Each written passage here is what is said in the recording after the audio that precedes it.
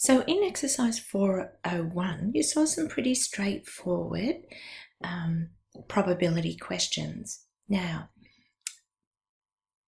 the probability situations are not going to stay that simple. So the one way in which the situation becomes more complicated is they start to talk about more than one thing happening.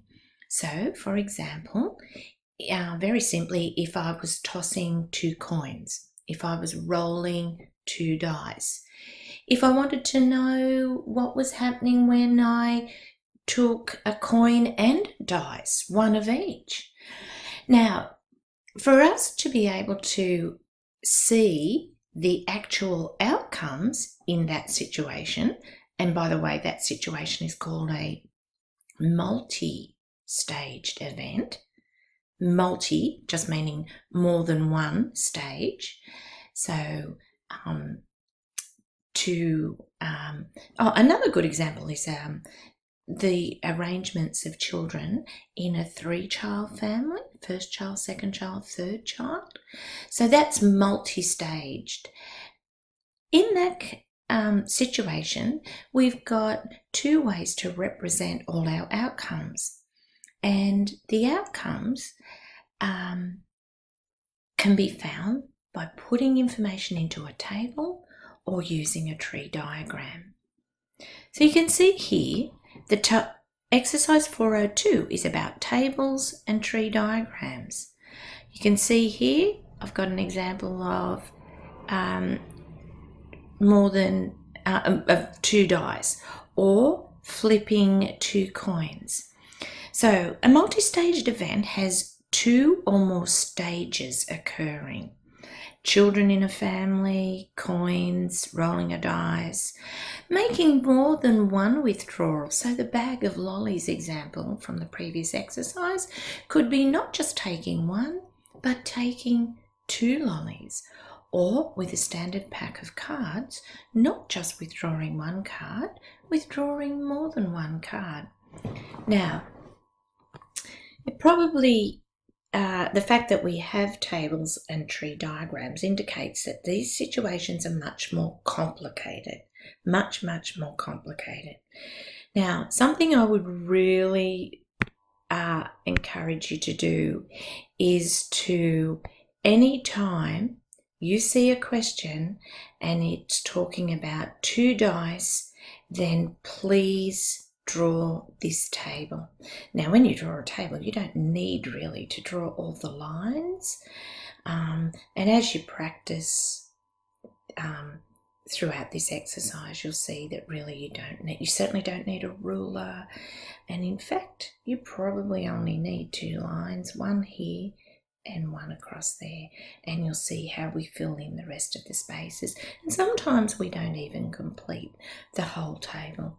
But definitely take note of this. A table should always be used when 2 dice are involved in a question.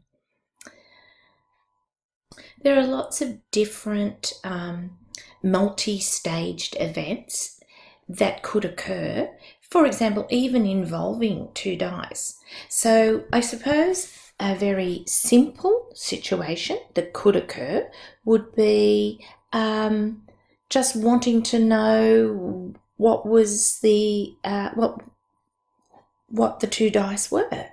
So if we had our 2 dice, then we know that on one of them, all the possibilities are 1, 2, 3, 4, and 5, 5 and 6, sorry.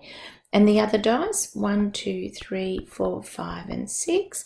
And if we wanted to see what the result of rolling 2 dice were, then we could be doing we could fill in the box with a 1 and a 1.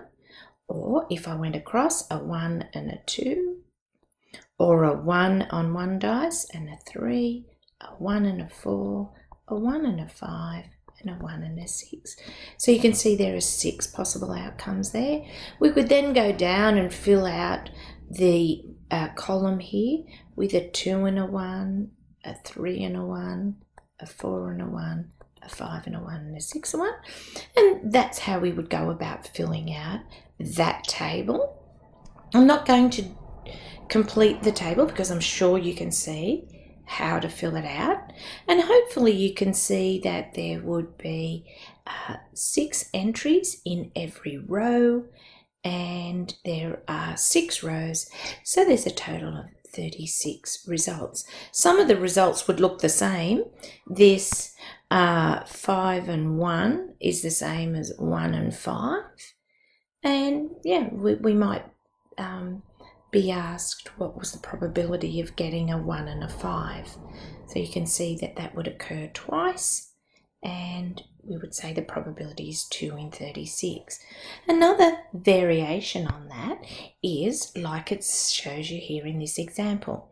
2 dice are tossed and their sum is recorded. Complete the table of possible outcomes. So where our outcome is the sum of what's on the 2 dice. So if we had, and again, our table has all the possible results from one dice there and the other dice down here. So for the dice that turned up a 1 and the other dice a 1, because we're summing them, and that means add, 1 to 1 is a 2. A possible outcome is a 2. I'm going to go diagonally here just to show you. If you had a 2 and a 2 on a dice, you'd get a 4. If you had a 3 and a 3, you'd get a 6. A 4 and a 4 is an 8, which is something new we haven't come across before when we've had dice. 5 and a 5 is a 10, and a 6 and a 6 is a 12. Hopefully you can see the maximum outcome. The maximum outcome you could get is a 12, and the lowest outcome you could get is a 2. You no longer get an outcome of a 1. Why? Because you've got 2 dice and you're adding the results together. So we could go on and complete that, which I'll pause the video and do. And now you can see these are my possible outcomes. And again, there are a total of 36 possible outcomes.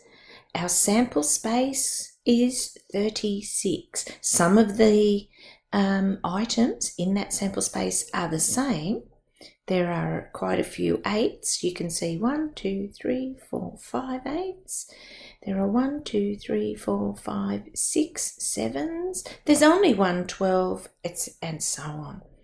So what are, we've done A, B. What are the possible sums? They are 2 is a possible sum, 3, 4, 5, 6, 7, 8, 9, 10, 11, and 12. What is the total number of possible outcomes? There are 36 in total, and like I said, some are the same. Which sum occurs most often? You'll see that that is a 7, and the least often is 2 and 12 because they only occur once. I'm going to stop the video there and do the next example in the next video. And the most important thing for you to take from this video is if you've got a question about 2 dice, draw this table.